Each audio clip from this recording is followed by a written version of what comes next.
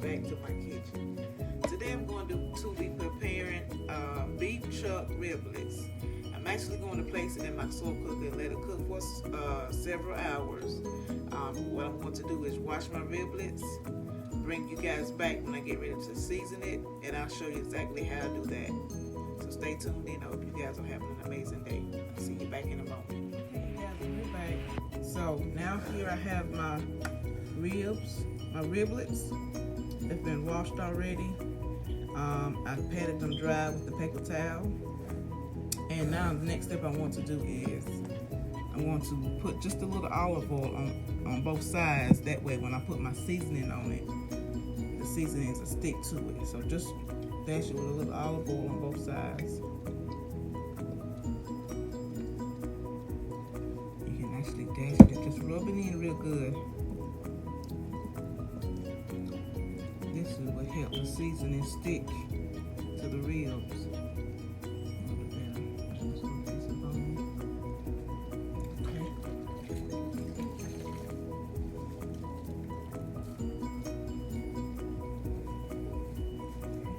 Flip our ribs over and do the same thing on the other side. I just don't like touching the meat like that, y'all. I have to clean my hands every time I touch it before I touch something else, so that's what you see me doing. So we're gonna put olive oil on the other side. Just dash it like that, like so.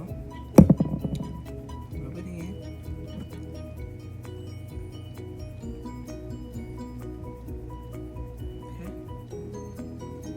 Okay.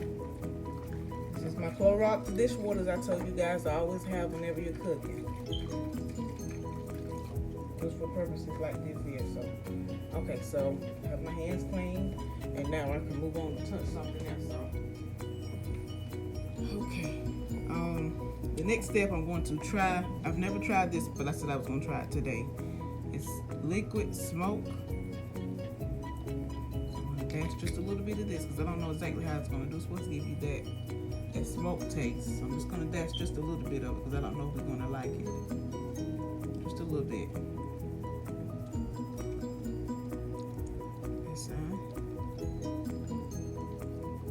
And I also like to put my soy sauce on it.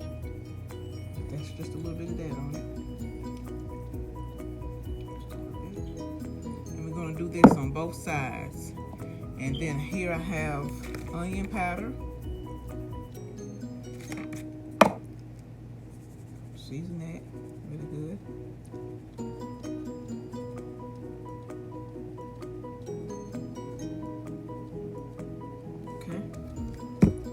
Some garlic powder. You know, I cook with this all the time, guys. And it's actually good for you. Garlic is. I'll season that really good. Okay. And then we're going to take some seasoned all seasoning and put on there. So you can, if you guys decide to try this recipe, just pick out your favorite seasonings and do it the way you like to do it. I'm just showing you guys, this is how I'm going to try it today.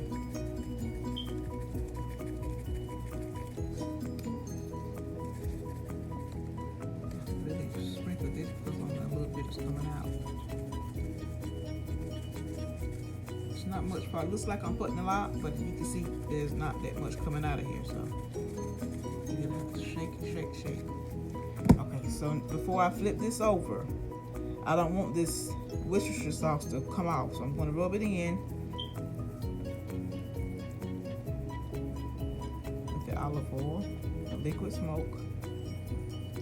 You know what I forgot, you guys? The most important ingredient. Okay, so what I'm going to do now is I wanted to add just a little brown sugar on this, so let me get some brown sugar.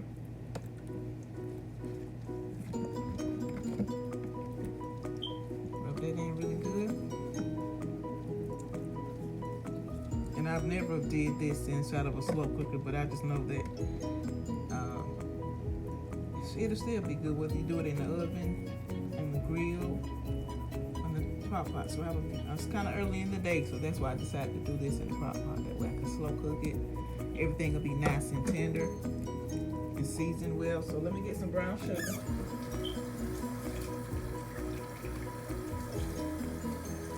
get my brown sugar. And I'll put that on there because I do want some brown sugar.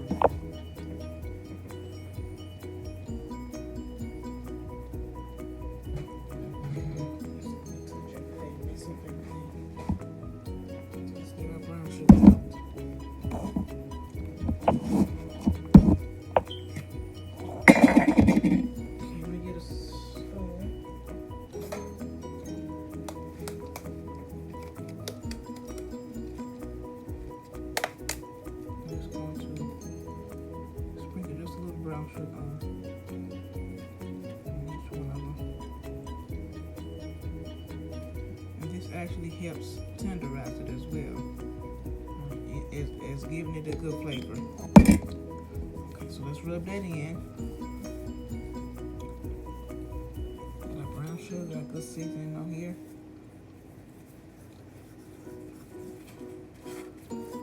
Any seasonings that fall on your tray or whatever the seasoning is, pick it up and rub it on there.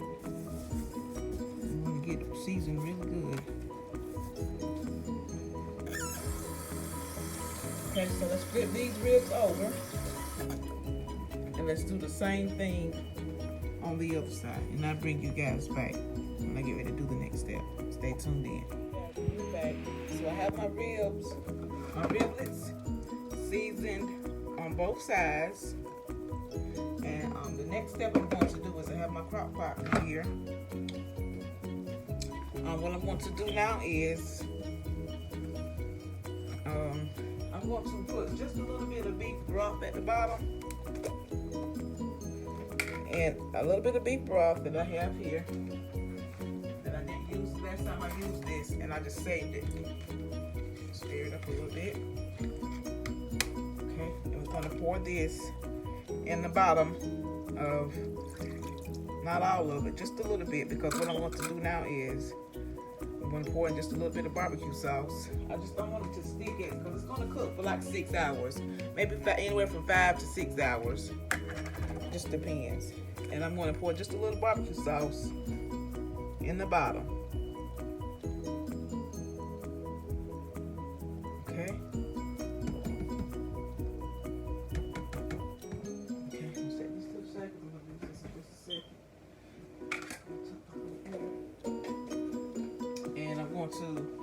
Let me whisk this just a little bit. Whisk it just a little bit just to mix it up really good. Try to set you guys up where you can see it.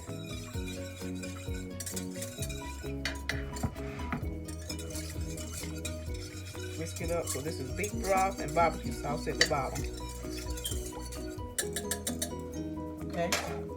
And I'm going to put my first slab riblets in here. Okay, so I already seasoned on both sides, remember? And then the next step is to put just a little barbecue sauce on top. So I want each layer to have season and sauce all the way through. Drizzle it just like that. Okay. Okay, let's put our next slab of riblets. Okay.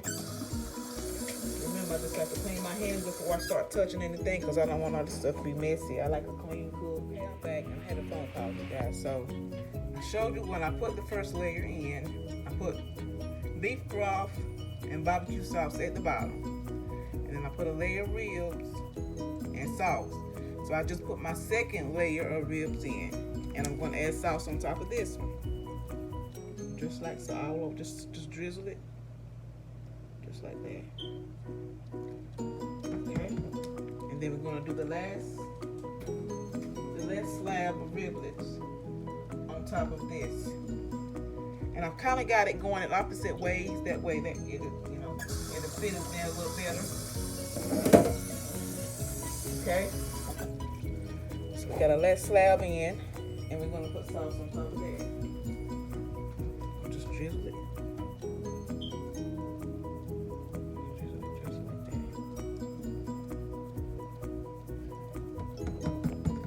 Okay, so my next step would be to turn it on and let it get to cooking, baby. Let it get to cooking. That's it, and that's all.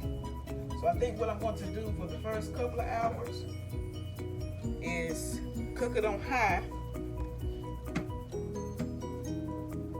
Have it on high and plug it in, and I'm going to cook this on high for about 2 hours. So right at this time it's like 15 minutes after 3.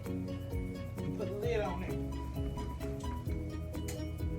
and I'm going to cook it for 2 hours on high, and let's see what it looks like after 2 hours. Look at that, like it don't want to fit, y'all. Okay, we're gonna lock it down. Let's lock this side and cook it for about 2 hours on high, and then I'll turn it down on low. I'll see what it looks like after 2 hours on high. If I want to continue to cook it on high, I'll let you guys know that part. But right now I'm just having it on high and for 2 hours. If I decide to turn it down on low, I'll do that. Just depends on how it's cooking. So I'll bring you guys back in just a moment. Stay tuned.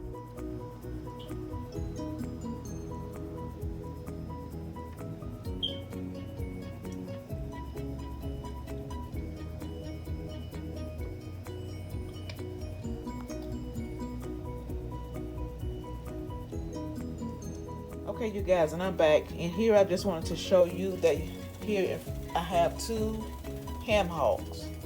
I'm going to be adding in some speckled butter beans and okra, along with some rice, and I think I want to do some potato salad. I'm not sure, but what I'm going to let this boil here for about 15 minutes on high, and I think I'm going to be removing that water, adding in some fresh water before I do get ready to add in my beans. So stay tuned in. So I have removed this first set of water off of my not neck bones, but ham hocks. I ran some fresh hot water on it. So what I'm getting ready to do now is I have seasoned it, but put all my favorite seasonings on it. I'm going to let it bring it to a good boil, start cooking, almost to the point where it's falling off the bone. And then I'm going to add in my beans. My okra will be added in at the very last because it doesn't take long for okra. So let this cook for about 45 minutes to an hour. Let's see how tender it is at that point. If it needs to cook a little longer, then we'll do so. This is 2 ham hocks with seasonings. Okay.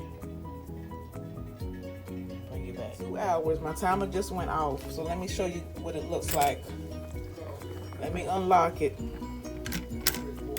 Show you guys what this is looking like. It smells awesome.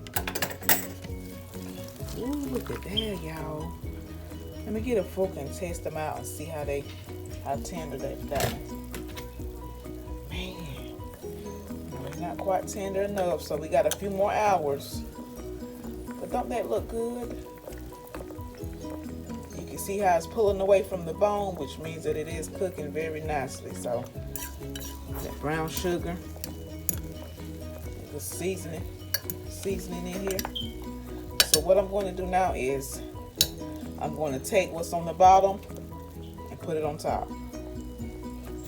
Let me get my where's my thing at? Hold on, y'all. Let me get my thing over here. Okay, let's take this, flip it.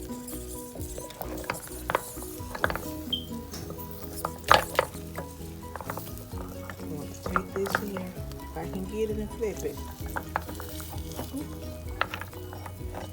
Put this on top. They are tender. Okay, I had a phone call. Sorry about that. So what I've done is move what was on the bottom. I've moved it to the top. And I think I'm going to continue to cook it on high because, like I said, this is a slow cooker. So it's still going to tenderize really good. So I'm going to cook this another few hours. Just trying to get it moved around really good here. I'm going to cook this for another few hours. And then I'm going to keep testing them out to see how tender they are. Let's do another 2 hours. And then I'll test it out. I'll bring you guys back. Let's see how tender it is. And if they're ready to be cut off, then I'll cut them off. If not, they need to go another hour or so. Then we'll continue cooking them. But this is what it looks like after 2 hours on high. You can see that good gravy, barbecue sauce, that broth that I mixed. I got all kinds of stuff on my hand, flour and stuff, y'all. All that beef broth that I put at the bottom, along with that barbecue sauce. And I'm actually going to add some more sauce. It's almost done. Just trying to get this moved around. Okay, so look, we're gonna put the top back on it, and I'll bring you guys back in 2 more hours. And let's see what it looks like.